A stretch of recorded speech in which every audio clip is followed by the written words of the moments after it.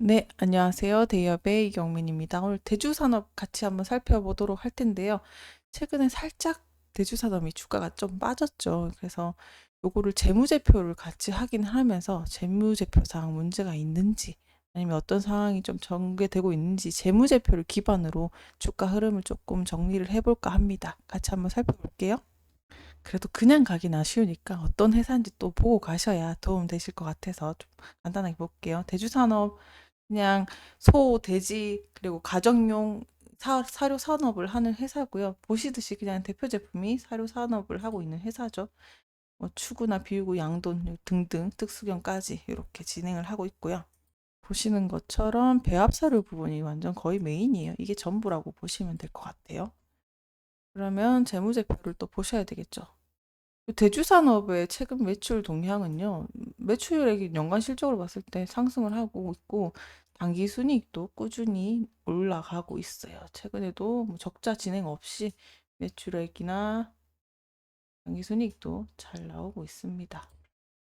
그래서 이렇게 매출이 나쁘지 않게 잘 나오는데, 그렇다고 또 뾰족한 매출 실적이 또 없는 사료 산업이다 보니까 매출 흐름이 좀 지지부진하다, 이렇게 좀 재미가 없다라고 생각을 할 수 있는데, 최근에 이렇게 지지선을 뚫고 내려오는 모습을 보이고 있어서 이 부분에 대해서 조금 염려스러운 부분도 계실 것 같아서 요거를 조금 재무제표를 정리해서 같이 살펴보려고 합니다. 재무제표를 이렇게 자세하게 살펴보면서 예를 들면 매출액이나 매출 원가 이런 것들이 어떤 요인을 줘서 매출액에 어떤 영향을 주는 것도 건지도 자세하게 이해를 하면서 살펴볼 필요가 있어서 오늘은 그 부분을 조금 짚어드릴까 해요. 여기 보시면 매출액부터 먼저 살펴볼게요. 매출액은 전년 동기에서 이렇게 빠졌는데 이게 한 5.5% 정도 감소한 수치입니다. 이렇게 감소를 했다는 거는 제품 수요가 또 감소를 했을 수도 있고, 또 아니면은 시장의 경쟁률이나 점유율이 좀 경쟁사들이 점유율이 확대되면서 상대적으로 수축이 됐을 수도 있다. 이렇게도 생각을 해볼 수 있고요. 또 경기적으로 봤을 때는 이 매출액의 영향은 전체적으로 경제 전반의 경기 불안과 맞닿아서 약간 매출이 감소했구나. 이런 전체적인 매출액을 볼 때는 이런 요소들을 보면서 살펴봐 주시면 될 것 같습니다.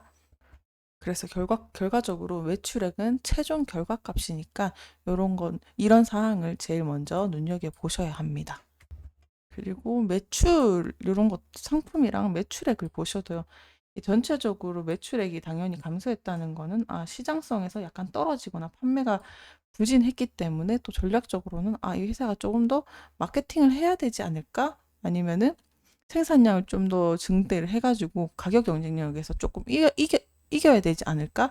이런 걸 조금 더 유추해 볼 수 있습니다. 그러니까 매출액이 살짝 전체적으로 줄어드는 현상을 봤을 때, 얘네가 마케팅을 좀 더 신경을 써야 되겠네? 라는 상황도 조금 더 해석을 할 수 있을 것 같습니다. 그리고 정말 중요한 요소인데요. 특히 사료는 해외에서 사들이 오는 거기 때문에 이 원가 관리가 매출액으로 직접적으로 영향을 미칩니다. 얼마나 싸게 들어와서 많이 파느냐가 중요하기 때문에 원가 부분이 중요하죠. 원래는 원가 비용이 좀 절감이 됐죠. 그래서 올해도 수익을 잘 냈던 데 이유는 또 이 원가의 영향이 컸었습니다. 따라서 이 원가를 보면서 올해 대주산업이 매출액을 잘 냈구나, 이런 것도 유추할 수 있겠습니다. 그리고 매출 총이익인데요. 이 부분을 보시면 전체적으로 회사가 매출도 잘 냈지만 또 더불어서 경영을 얼마나 잘 했는지도 반영이 된 게 매출 총이익인데요.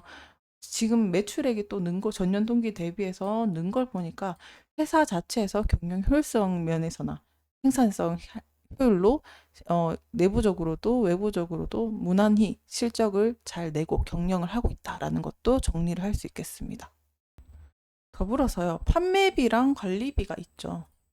요거는 직접적으로 인건비나 마케팅 비용을 포함된 거를 말하는데요. 이 비용이 많이 증가하면 기업 쪽에서는 수익 마진이 줄어드는 영향을 끼칩니다. 그래서 이 판매비와 판관비의 관리가 매우 중요한데요. 그래서 이 비용 절감을 어떻게 했느냐에 따라 실적이 나기 때문에 이게 너무 기하급수적으로 증가했다 그러면은 매출 실적에는 단기적으로는 조금 안 좋은 영향을 미칠 수 있다. 하지만 또 마케팅을 통해서 홍보 효과를 불러일으키는 거니까 단기적으로 봤을 때는 조금 매출이 휘청거리는 요소가 될 수 있지만 장기적으로 이 홍보 효과가 먹혀서 매출을 냈을 때는 아주 고무적인 성과를 또 동반할 수 있기 때문에 요런 상황도 잘 살펴보시기 바랍니다. 더불어서 기타 이익이 이렇게 있죠. 이거 같은 경우는요. 비영업적인 수익 증가를 일컫습니다. 예를 들면 자산 매각이나 투자 수익 뭐 등등 수익이 늘었거나 줄었거나 나타내는 지표인데 기타 이익 면에서는 늘었습니다. 그래서 어쨌든 요거는 좋은 신호라고도 볼 수 있겠죠. 그리고 마지막으로 요것도 보셔야 됩니다. 주식 한 주당 이익을 보는 건데요. 이렇게 전년 동기 대비해서 주당 이익이 늘었다는 거는 실적도 그만큼 잘 내고 있고 잘 하고 있다라는 것도 해석이 될 수 있겠죠. 그만큼 마진이 많이 남는다는 표현이기도 하니까요. 그래서 전체적으로 한번 정리를 해드리겠습니다. 첫 번째는 매출액을 보셔야 한다는 겁니다. 매출액의 감소의 원인을 파악을 하는 건데요.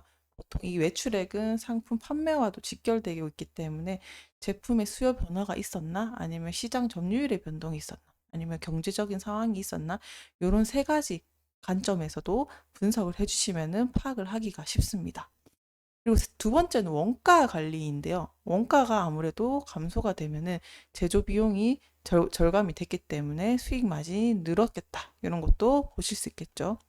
그리고 세 번째는 비용 관리죠. 아까 판관비라고 말씀드렸던 건데요.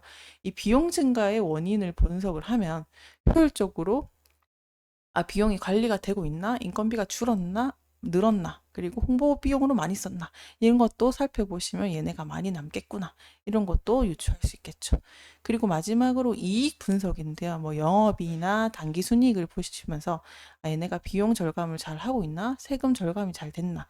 이런 것들로 주요 원인을 통해서 수익도 증가를 예측해 볼 수 있습니다. 이제 진짜 마지막인데요. 아까 주당 이익을 보셨죠? 결국 이렇게 돼야 됩니다. 주주 가치에 얼마나 영향을 미칠 수가 있는가가 주당 이익으로 연결될 텐데요. 이 주당 순이익이 얼마나 많이 늘었냐도 기업 실적에 영향을 미칠 수 있겠죠. 다시 돌아와서요. 이 대주산업의 최근의 흐름은 사실 지지부진하긴 합니다. 그렇지만 이렇게 지지선을 뚫고 이렇게 내려왔다는 거를 우려하시는 분들이 있을 텐데요. 이 흐름과는 또 다르게 재무제표는 생각보다 단단하게 유지를 하고 있고 실적을 잘 내고 있다라고 또 분석을 할 수 있겠습니다. 재무제표를 기반으로 현재 상황을 정리를 해드린 거니까 요거는 참고만 하시고 오늘도 투자에 도움되는 유익한 시간이 되셨길 바라겠습니다. 감사합니다.